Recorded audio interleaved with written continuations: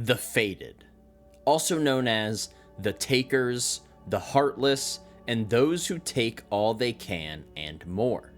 According to the Fated, the multiverse belongs to those who are strong enough to hold it.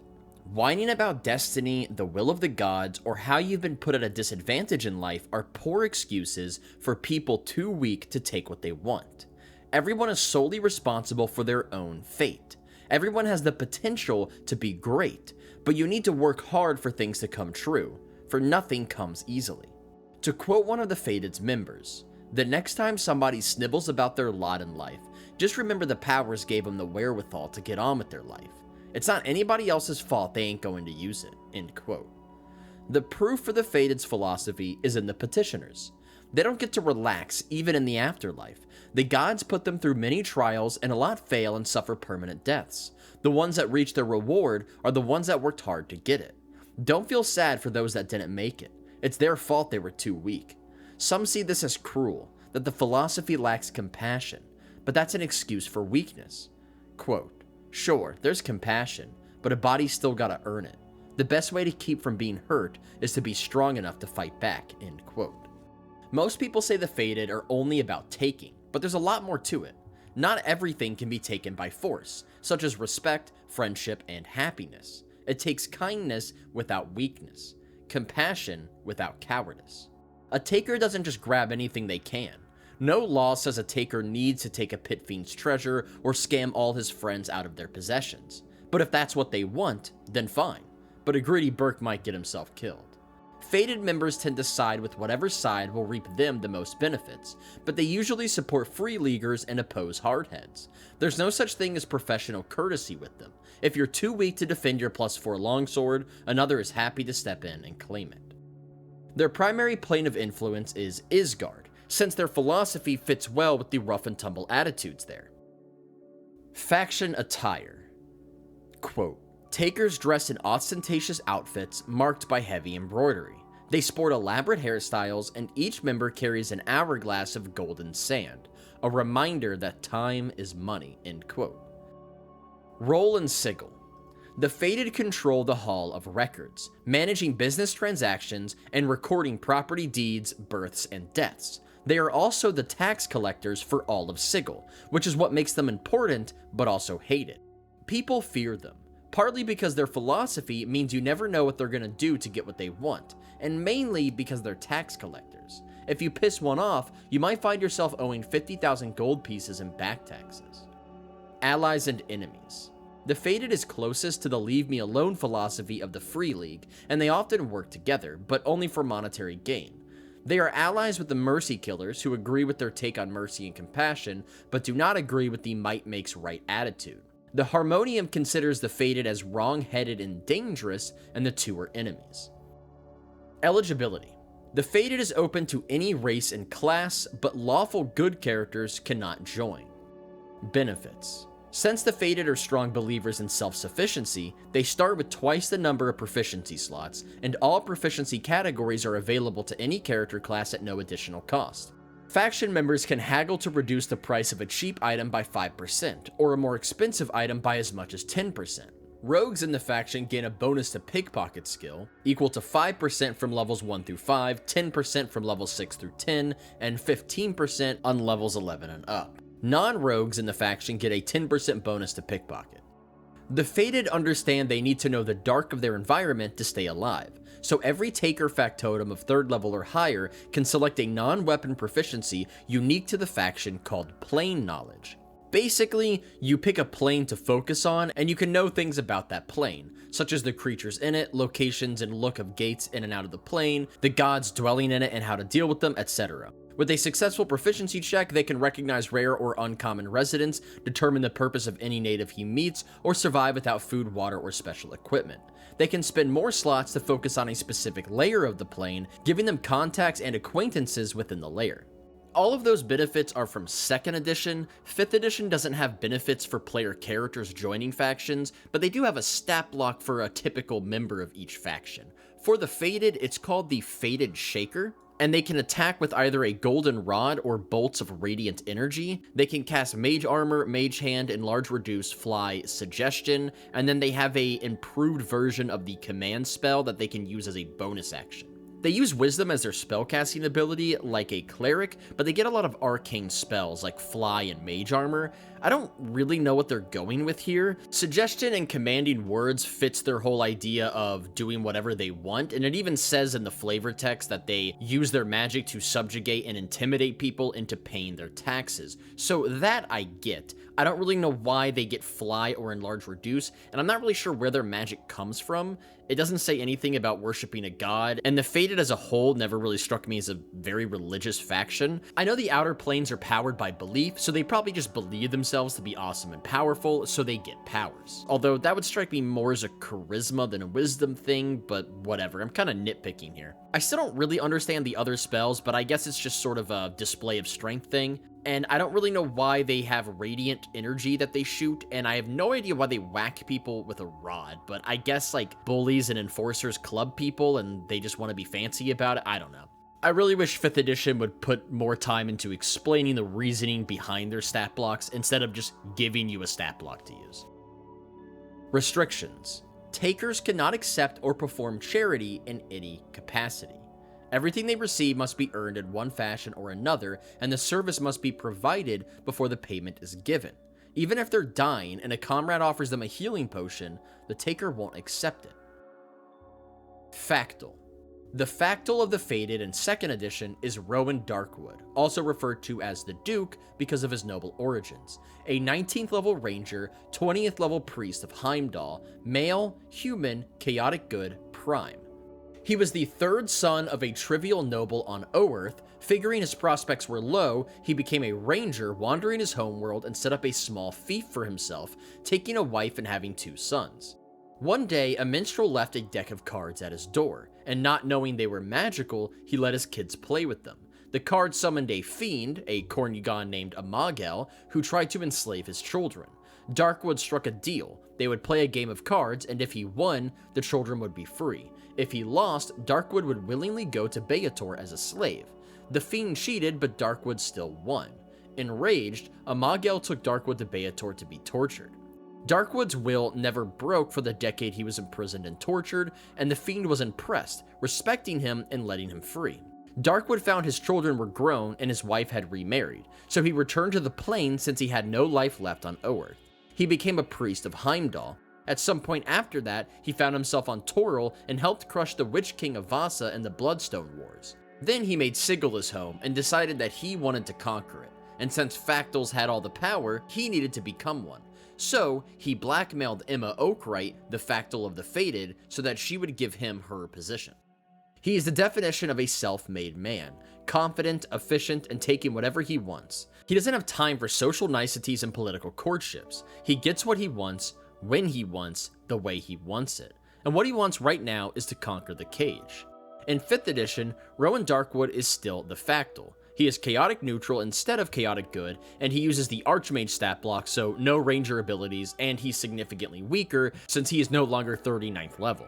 Now, there are a couple things I would like to add about how Rowan Darkwood is still the Factol in 5e. If you don't want to hear me rant about the state of 5th edition, Wizards of the Coast's poor decisions, and overall just being annoyed and swearing, go to the timestamps and skip to the next section on history to skip all of this. Otherwise, here we go. So, Rowan Darkwood still being the Factol in 5th edition doesn't make any sense at all. Now, 5th edition Planescape does this a lot, where they have the faction led by the same Factol that led it in 2nd edition. Even though they were the Factol over a century ago, most of them having normal human lifespans, and most of them were either killed or mazed by the Lady of Pain.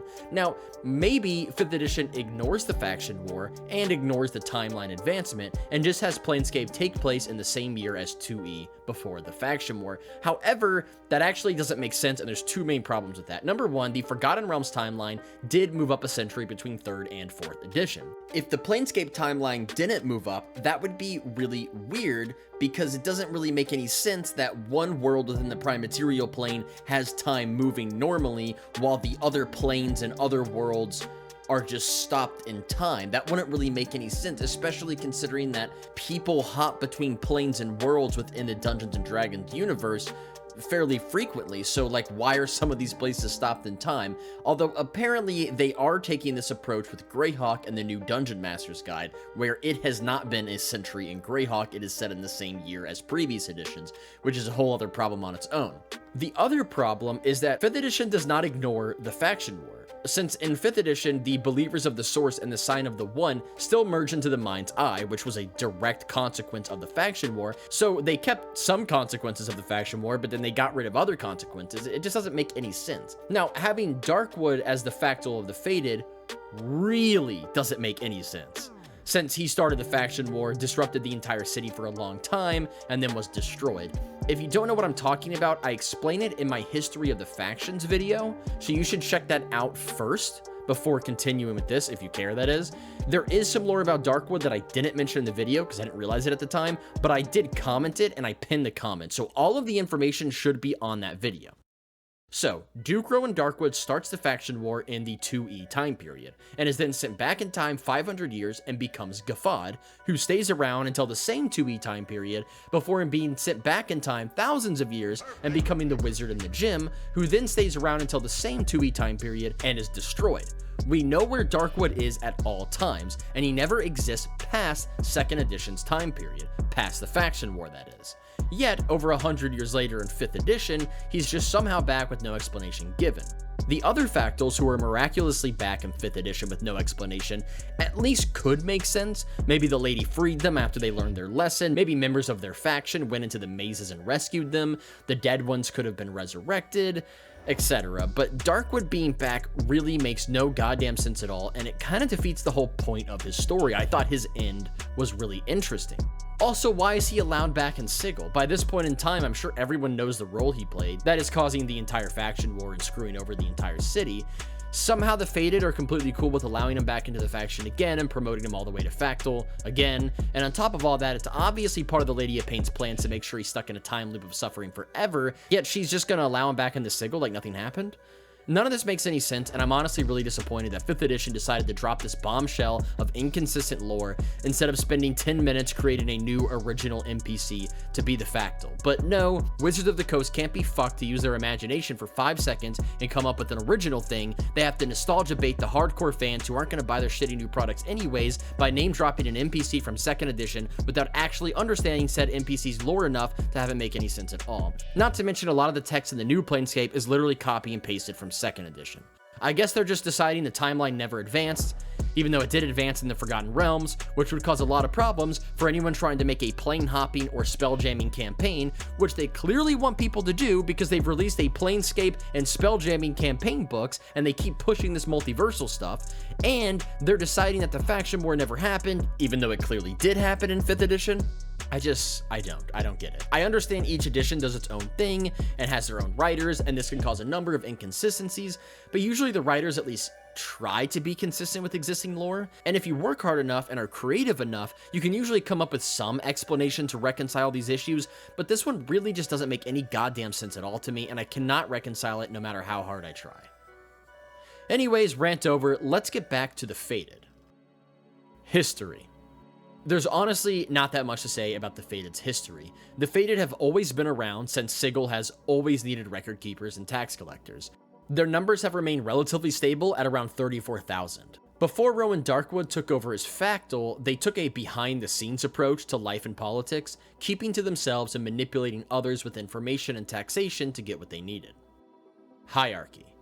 Potential recruits are culled from the records of past applicants and brought into the Rowan Academy of Training once a week. The first set of tests resemble university exams, designed to measure intelligence. If the recruit passes, they go on to the physical test, since a taker needs the muscle to go out and grab what he wants. If the physical test is passed, then the final test is arranged. At some point, the recruit will encounter a situation where he has a chance to gain a reward with no effort. Nothing is needed to be done. They can just claim the prize and leave. If they take the bait, they are denied entrance into the faction. Quote, members of the Fated claim only what they've rightfully earned. They don't give or take anything for free, end quote. The Factors, which is the second highest rank in a faction, the one right below Factol, and the Fated are called Diggers. They dig up information on people in Sigil and record it so that it may be used later. Most of them are only known to the Factol, making them very effective and terrifying to the average Berk in Sigil, since you never know if the guy they're sharing the dark with in a pub might be a Digger. Headquarters. Their headquarters in Sigil is the Hall of Records. This used to be a college called Bigby's College of Academic Arts, but was foreclosed on by the Fated for being 1 week late on a payment. Allegedly, the Fated moved up the due date, and then they converted it into Sigil's Hall of Records. They sold the library, and they used the profit to renovate the other 6 buildings, securing all the scrolls and books within the library to a secret underground archive to be used as the basis of their research project, The Secret History of Sigil. The Secret History of Sigil, quote, records in minute detail all the secrets and sensitive information gleaned by the Takers throughout Sigil. Many times, the dark makes little sense to the average namer, but to the faction's diggers, there's no such thing as useless information, just information that might take a while to become useful, end quote. The college's food hall remains a place for faction members to get food, and even a room for a price, or service if they have no money, as long as they make these arrangements in advance. One dorm still functions as a dorm, housing faction members. The other student dorm and the faculty dorm were converted into small record halls, the Hall of Property Records and the Hall of Census Records. The recreational hall, renamed the Rowan Academy of Training, is where faction members are challenged for positions. Twice a week, the first floor auditorium hosts contests of combat, magic, wit, or some other skill. A low-ranked namer wanting to rank up must find a factotum whose job he wants and issue a challenge. The Fated charge admission for anyone who wants to come and watch these challenges, and they charge admission to the contestants as well. The higher the position desired, the higher the fee. The other days of the week, it is where members are trained about warfare. The 6th and final building is the Hall of Records, for which the whole campus is named. It is described as a, quote, monstrous tower 30 stories high. Here are all the money-lending records, tax rolls, debtors' defaults, foreign bills of credit, and the like. Anything dealing with jink, end quote. While Darkwood is Factol, 3,000 faction members work in the hall, all looking for info that he can use to conquer Sigil. When a digger finds useful information, it is brought to the first floor, where it is sent via magical tubes to the second floor to be sorted. Depending on its sensitivity, it might be sent to higher floors, and the most sensitive dark of all goes to the top floor. Guards are posted prominently throughout the hall, along with crystal balls for scrying. Theoretically, anyone with proper approval could request a specific document or wade through the records themselves, but the process is slowed by bureaucratic complications. In practice, bribes are much more efficient, and large ones can get a taker to lose or even alter a document. Underneath the Hall of Records, although it has been expanded upon and now exists under the entire campus, is the main archives, staffed by 4,000 faction members. Only faction members with written permission are allowed in. Somewhere on the campus is a portal to Himmenbjorg, a burg in the first layer of Isgard where Heimdall is sometimes found, although neither 2nd or 5th edition states where specifically on the campus this portal lies. Other locations. The Fated have a number of pubs throughout Sigil that serve as safe havens for faction members, including the Tear of the Barghest, the Iron Heart, and Hester's Arms, all in the Clerk's Ward. Each have a guarded basement for takers only, and non-faction members are only allowed in with the approval of at least 3 faction members. And that is all the information I could find on the Fated, the faction of Planescape. I hope you guys enjoyed the video. Thank you guys so much for watching, and remember to subscribe for more D&D related content.